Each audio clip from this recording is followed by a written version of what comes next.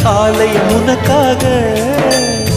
வானில் ஒரு புயல் மழை வந்தால் அழகே என்னை எங்கனம் காப்பாய். கண்ணே உன்னை என் கண்ணில் வைத்து இமைகள் எனும் கதவுகள் அடைப்பேன். சத்தியமாகுமா?